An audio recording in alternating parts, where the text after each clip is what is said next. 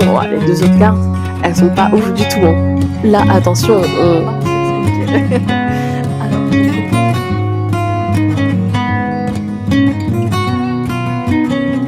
Salut, j'espère que tu vas bien. On se retrouve pour une nouvelle vidéo. On a ce choix-là et ce choix-là. Comme d'habitude, tu prends ta grande respiration, tu prends ton temps et on y va pour la guidance de cette semaine avec ce choix-là. Nous avons la nativité, pensée, amitié. Alors j'ai l'impression que dans le domaine général, il y a quand même une nouveauté ou la naissance de quelque chose du côté, toujours avec le lien, le relationnel, l'émotionnel. Tu vois, parce qu'avec pensée, amitié, on voit quand même qu'il y a un moment de bonheur, de joie. Le chien, c'est quand même la fidélité, la loyauté. Et avec la petite fleur en dessous, il y a quelque chose qui pousse, qui germe. Encore une fois, plus la carte de la nativité. On a toujours cette carte d'argent, donc avec l'abondance et accident. Donc là, attention, vu que les deux tombent ensemble, ça peut être attention aux finances. Attention aux finances où il y a quelque chose qui va un petit peu dégringoler. Il va y avoir des petits problèmes qui vont être là cette semaine. À mon avis, surmontable parce que derrière, il y a intelligence et héritage. Donc tu vas faire force d'intelligence, tu sais réfléchir en fait. Et apparemment, c'est quand même un atout. Aussi pour toi un atout de pouvoir bien t'organiser, de pouvoir bien mettre les choses en ordre. Toujours on part sur des problèmes qui de prime abord paraissent insurmontables et puis finalement de fil en aiguille tu te rappelles qui tu es. Je pense que la clé est dans garder sa confiance en soi et connaître aussi ses capacités. Tu connais très bien de quoi tu es capable ou non. Niveau professionnel, apparemment, c'est là aussi où ça va se casser un petit peu la gueule parce que contrairement à la semaine dernière, choix numéro 1, bon, il y a plus de conflits et de poids qui pèsent sur tes épaules. Alors ça peut être financier quand je dis professionnel aussi, hein, parce que là, avec le jugement et le 10 de bâton, bon, le jugement, on peut parler de renaissance, de renouveau, mais pour avoir ce jugement, il y a le mot juger dedans. Il y a le mot juger dedans. Donc, ça passe quand même par un petit moment de faiblesse et de mise à nu aussi, j'ai l'impression, avant de pouvoir surmonter ce poids qui te pèse depuis un certain temps. Ça peut être un stress, un fardeau, c'est quelque chose qui te prend trop la tête et le cœur en fait. Et on voit que ça te prend trop la tête et le cœur. Alors c'est peut-être, si c'est pas le cas, ça va survenir dans la semaine. Bon, je te souhaite pas, je préfère que ça se passe au fur et à mesure, mais là, avec le 7 de coupe, on voit que tu portes le masque, tu veux pas le voir, t'es un peu c'est une sorte de déni. Et on peut parler aussi d'un entourage malsain là, avec ce reptile. Et là, toujours cette histoire de culpabilité, de tristesse, de repli sur soi. Donc niveau professionnel, on est dans une semaine assez négative parce que il y a la fin de quelque chose et je pense que tu le sens. Tu le sens qu'il y a quelque chose qui se termine et que tu es obligé de clôturer pour avancer. Mais je pense que, encore une fois, tu aimes bien cette sérénité, cette zone de faux confort en fait.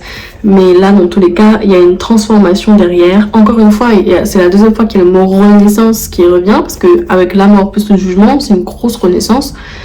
Et ça, je pense que c'est plus le conseil de te faire confiance et de garder un certain caractère plus autoritaire. Parce que jusque-là, j'ai l'impression que tu es passive par rapport à ta vie professionnelle. Et c'est ça qui t'apporte beaucoup de frustration, de mal-être aussi. Donc, à mon avis, il faut peut-être se montrer un peu plus persévérant, déterminé et actif aussi. Proactif dans sa vie professionnelle pour pouvoir t'apporter les opportunités que tu cherches, sachant qu'avec la mort, il y a forcément une nouveauté derrière s'il y a quelque chose qui se termine. Voilà pour ton domaine professionnel. On continue avec le sentimental, dis donc choix numéro 1. Bon, là on commence avec la carte femme et voyage. Moi, je le vois plus comme, ok, tu peux te déplacer, mais je vois plus comme tu écoutes ton intuition ou quelque chose d'interne et ça te permet une transformation. Je le vois plus comme ça, plus dans l'aspect psychologique, parce que, ok, il y a beaucoup de femmes qui me regardent, mais je pense plus que soit c'est une femme ou quelqu'un avec un petit trait féminin, avec son écoute, son intuition, qui va t'épauler et te permettre cette transformation, soit c'est vraiment un déplacement. Mais je sais pas pourquoi je le vois vraiment comme un voyage plutôt interne. Ensuite, dans le sentimental, on voit quand même oui, le temps là va porter ses fruits. Avec temps et réussite, on parle que soit cette semaine les choses se mettent déjà en place dans le sentimental, surtout si justement tu as fait cette transformation intérieure, soit il faut encore un petit peu de temps pour que les choses germent et que ça t'apporte la réussite. Mais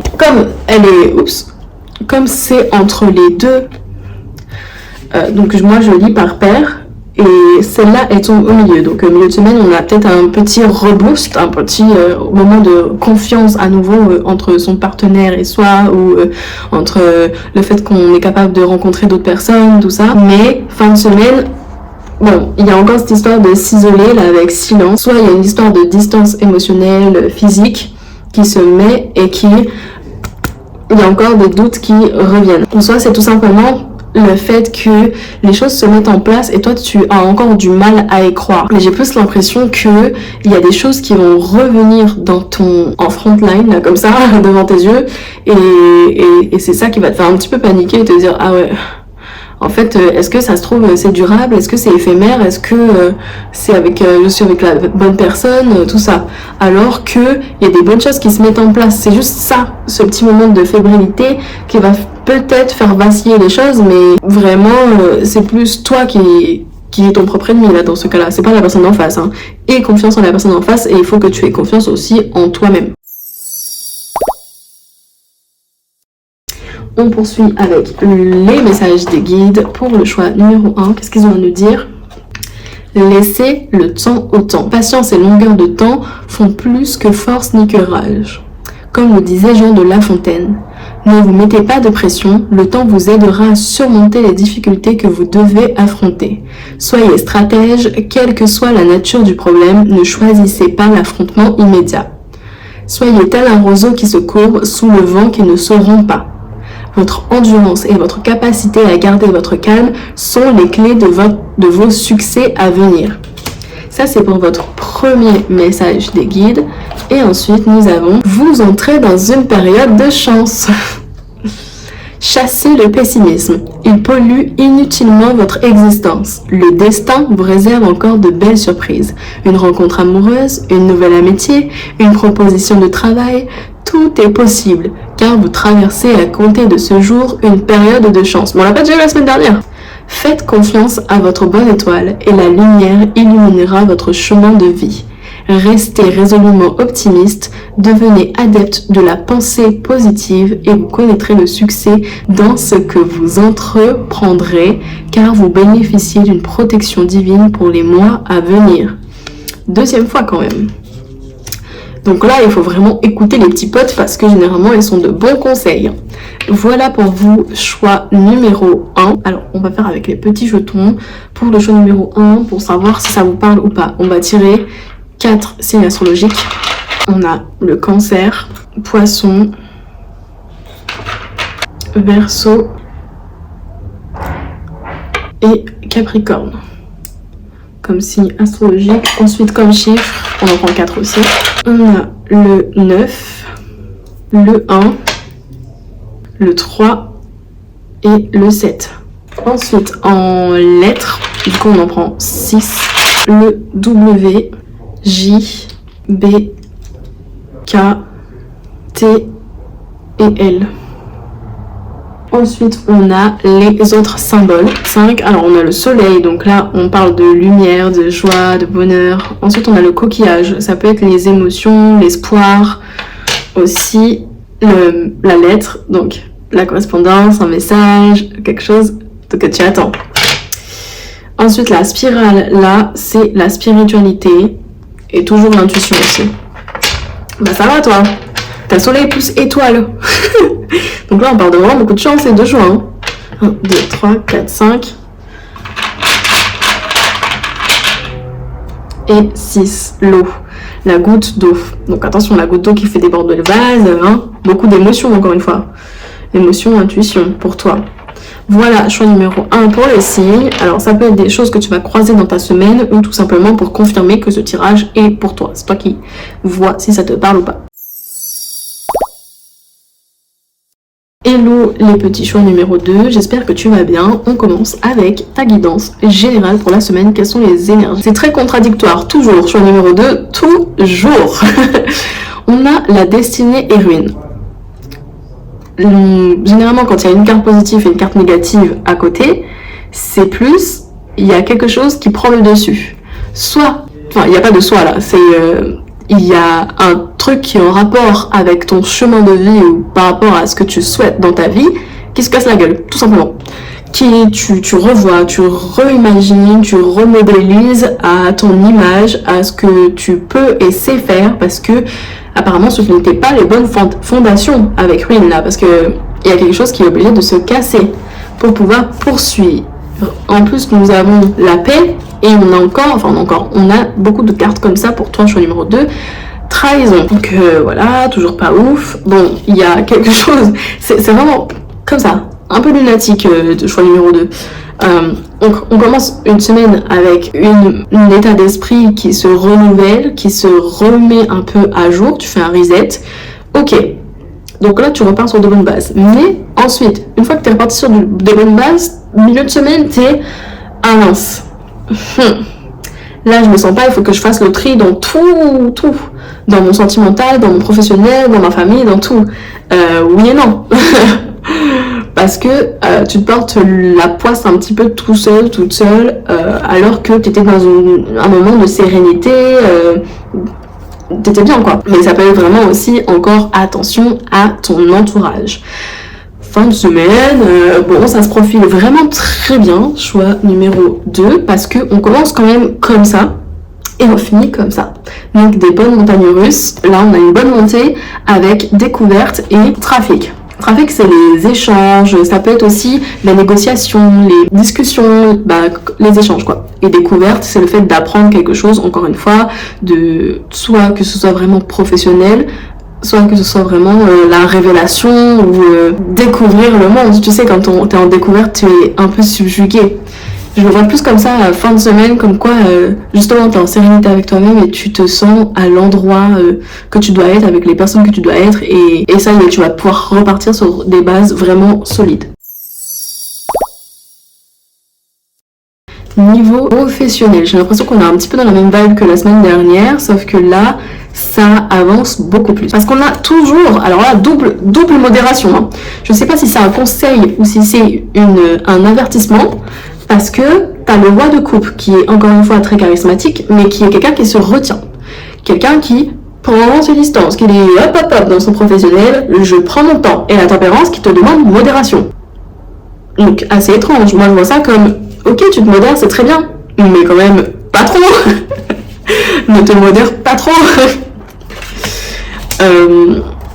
Parce que là, avec le 7 de bâton et le chariot, il y a une sorte de conflit. Et ce 7 de bâton là, c'est un conflit interne où tu te bagarres avec toi-même, avec ton mental, où tu te déprimes, tu cogites et ça te fait aller dans tous les sens. Vraiment, ébullition mentale. Alors que les choses avancent avec le chariot. Avec le chariot, franchement, vas-y, tu prends ton fouet là. La semaine dernière, je te disais, prends pas le fouet, mais là, cette semaine, il y a le fouet qui arrive à toi. En fait, il arrive et nickel quoi. Et derrière, on a avec le 6 d'épée vraiment les choses qui avancent, mais ça demande encore un peu d'attente. Quand je dis d'attente, c'est que cette carte-là, il y a des choses qui se mettent en place. Mais toi, si tu veux mettre des actions en place, c'est là où on te dit non, c'est pas à toi, c'est à la vie de mettre les choses en place. Toi, tu attends, c'est pas ton heure encore. Donc là, les choses avancent, toi tu veux avancer, mais ça demande encore de tourner un petit peu les méninges, de réajuster certaines choses, de voir sous un nouvel angle avec le pendu, et surtout de attendre que la vie ait fait sa part des choses, et ensuite, après ce sera à toi, ok? Donc voilà, pour le professionnel, donc si tu attends une réponse, à mon avis, elle sera positive, mais c'est pas encore maintenant. En gros, ça se met en place, mais on n'a pas du concret. Parce qu'il n'y a pas de roi ou il n'y a pas de carte vraiment de forte, à part le chariot qui te montre que oui, les choses avancent et que ça va avancer vite. Ensuite, pour le sentimental, qu'est-ce que nous avons? Nous avons retour et bénédiction. Alors, on peut parler clairement d'un retour de communication, à la paix, au bonheur, à l'amour, la passion, peu importe. Dans le sentimental, en tout cas, il y a un retour. Là, on parle, et avec bénédiction, tes vœux sont un peu exaucés, on t'écoute, on t'a entendu. Si tu as travaillé pour ça, c'est un peu comme un retour de karma, tu vois. Mais là, généralement, avec bénédiction, c'est des anges t'ont entendu. Ensuite, avec paix et énergie, disons que choix numéro 2, les choses vraiment avancent pour toi niveau sentimental.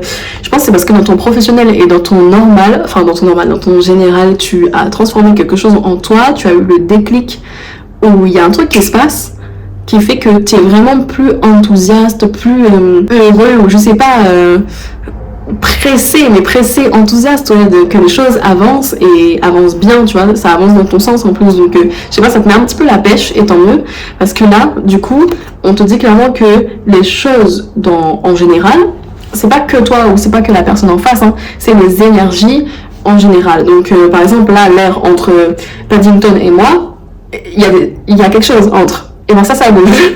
Ça bouge pour nous permettre d'être sur la même longueur d'onde, de permettre d'être en sérénité, en paix, en harmonie, en épanouissement avec la personne de ton cœur. Ensuite, avec porte et initiation. Alors, avec la porte, là, on parle quand même, ça revient à bénédiction, mais c'est surtout une opportunité. J'ai l'impression qu'il y a quelque chose qui s'élève, en fait, dans cette relation, surtout si tu es en couple, qui s'élève. C'est-à-dire que plus d'engagement, plus de concret avec cette opportunité, c'est comme si c'était la chose que tu attendais, d'où cette bénédiction avant. Et en plus, avec initiation, on apprend. Tu sais, quand tu fais une initiation, donc tu apprends quelque chose, mais avec toutes les cartes d'avant, j'ai vraiment l'impression qu'on apprend à se réaligner, à se concorder pour une union plus durable, plus favorable à chacun des deux parties.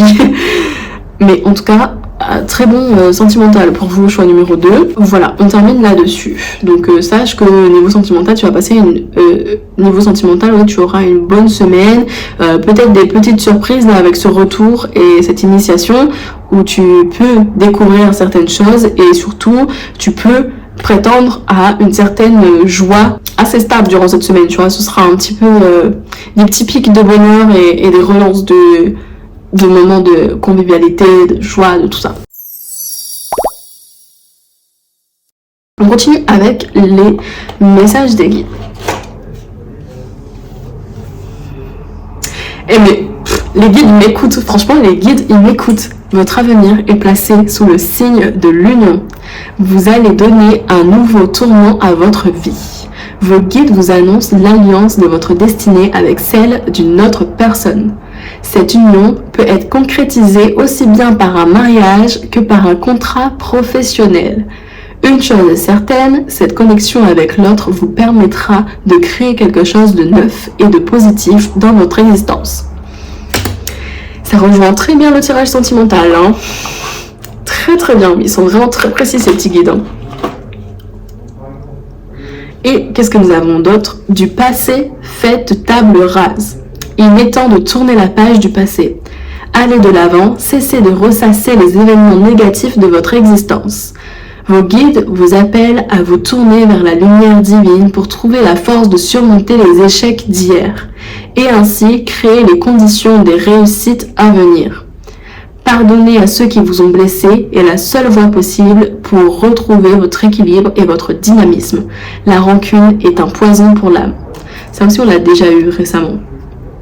Donc si il nous redonne le message sur les 150 cartes là, il n'y en a pas 150 mais ça veut dire qu'il faut vraiment travailler certaines choses.